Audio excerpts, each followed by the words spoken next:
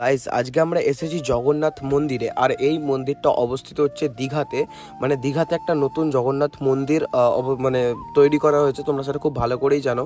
আর এই কিছুদিন আগে মানে তার হচ্ছে কি বলে গো, ওই প্রবেশ না কি একটা বলে, সেটা হলো। আর আমরা এখন এসেছি জগন্নাথ মন্দিরে। আর আমাদের ভাই সত্যি কথা বলতে ভাগ্যটাই খারাপ, কেননা আমরা মানে আসার কথা ছিল কালকে, ঠিক আছে, কারণ কালকে তোমরা খুব ভালোভাবেই জানো জগন্নাথ দেবের স্নান যাত্রা গেছে।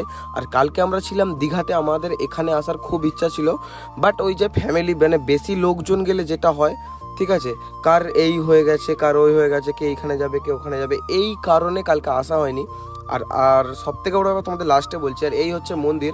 মন্দির ভাই আমার সব থেকে বলছি একদম হেভি সেরা লেগেছে মন্দির। আর ভাই তারপরে ওইখান থেকে আমরা চলে যাচ্ছি এখন নারায়ণ দেবের কাছে, একটু নারায়ণ দেবের সঙ্গে দেখা করতে। আর এই যে চলে এসেছি নারায়ণ দেবের কাছে। আর এই ভাই মানে মূর্তি যা, এটা যা হোক একটা বলে, আর মূর্তিই বলে।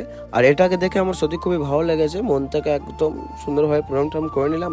আর এখন যাচ্ছি আমাদের জগন্নাথ বাবুর কাছে। বাবু এখন আশা করি ঘুমাচ্ছেন, ঠিক আছে, যাক বাবুর সঙ্গে দেখা করে আসা যাক। অনেকদিন আসলাম, বাবুর সঙ্গে দেখা ফাঁকা করা হয়নি। আর এই হচ্ছে বাবুর ঘর, বাবু যেটা থাকে আর কি। তারপরে ভাই ফাইনালি ঢুকে পড়লাম আমরা আমাদের মানে জগন্নাথ দেবের রুমটায়, মানে মন্দিরে। আর তারপরে ভাই আমি ছিলাম, আর এই আমার একটা ভাইজি ছিল। আর এইখানে ভাই যেটা হয় মানে নিজেদের ফ্যামিলির সঙ্গে আসলে কাউকে ভাই কোথাও দেখতে পাইনি। আমি, ভাই, মা, বাপি, আমরা সব আলাদা আলাদা হয়ে ঘুরছি। আর যারা এসেছিলো তারা তো টোটালি আলাদা। আর এইখানে এসে যেটা শুনলাম, কালকে রথ মানে স্নানযাত্রা হয়ে গেছে, সেই কারণে বাবুর এখন কোপাট খোলা হবে না, বাবু এখন ভেতরে ঘুমাবেন। একদম 20-22 দিন পরে এসে যা করবার করো। কথাটা শুনে রাগ হলো। তারপরে এই দিক থেকে আমরা চলে আসি এখন আরেকটা অন্য জায়গাতে। সেখান থেকে কালকে যে স্নানযাত্রা হচ্ছে সেখানে প্রসাদ দেওয়া হচ্ছিল।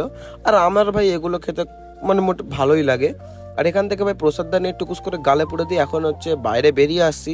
আর ভাই এত সমস্যা হচ্ছে যেটা তোমাদের বলে বোঝাতে পারবো না। ঠিক আছে, যতক্ষণ না পেন্ডিং আউট হচ্ছে ভিডিওগুলো আপলোড করে মানে আপলোড করতে পারা যাচ্ছে না। দেখা যাক, এখানে নেটওয়ার্ক সমস্যা প্রচুর। হ্যাঁ ভাই, তোমরা যেটা শুনলে একদম ঠিক কথাই শুনেছো। এত নেটওয়ার্ক প্রবলেম হচ্ছে না, আমি মানে আমার এই ফোন থেকে ওই ফোনে ভিডিও নিতেই পারছি না। আর মানে আপলোডের কথা তো দূরেই রাখলাম। হ্যাঁ ভাই দেখো, যতদিন আমি ইউটিউবে আছি বা ফেসবুকে আছি তোমাদের চিন্তা করতে হবে না। আমি যাওক না যাওক করে তোমাদেরকে ভিডিও ঠিক আপডেট তোমাদের দিয়েই দেবো।